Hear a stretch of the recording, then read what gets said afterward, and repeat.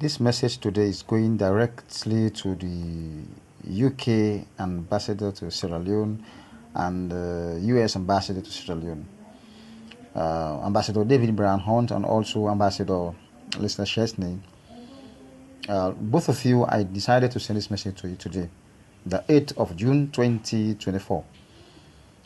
I'm a Sierra Leonean activist, social media blogger for the All People's Congress Party APC, a social justice fighter for a better Sierra Leone by the name of Mallam.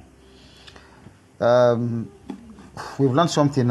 These days, we are hearing about power sharing. Power sharing in the democratic state is not good for us at all. And it has its own empirical evidence that it is not good for democratic state. Mounting the investigation ranging to the Tripartite Committee about the June 24th General Elections 2023, I don't think the result of that is for us to lean or to talk about power sharing, because it has its own negativity, and we are going to talk about it today. What I know about power sharing, okay, it is not healthy for us to even discuss about it. But since from other sources we are getting it that you want to push for power sharing, and you are both part of us. The APC party has the main opposition, the SLPP, the ruling government, and also you, the development partners. I don't think we should resort to that particular angle.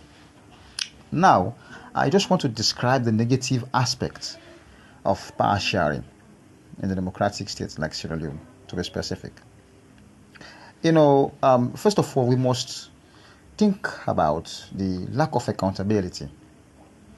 Lack of accountability is one. It also reduces personal commitment. Okay?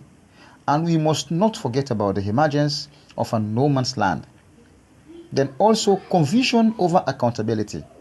These are all things that range. We must also not forget about the lack of financial habitat. It will affect us. And we must also look to, again, the conflicting personalities and work habits. What about personal animosity? And again, recognition challenges. These are things we must not dissuade from the fact to say we must share power with SLPP. Now, let me go step by step. Lack of accountability. No individual has personal stake in the big picture. Instead, each person predominantly focuses on his or her own task, with diminished interest in the other person's progress. As a nation, we must not forget about it. And this is natural human behavior, and unreasonable to expect that anyone will behave differently for extended periods of time. For us to talk about power sharing in Sierra Leone, I don't think it's timely and it's not good for us.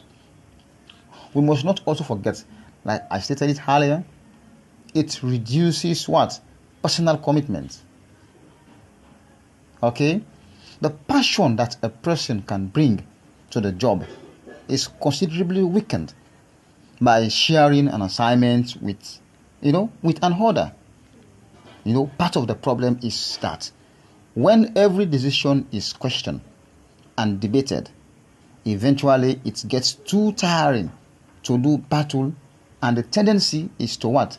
Start making concessions. You see?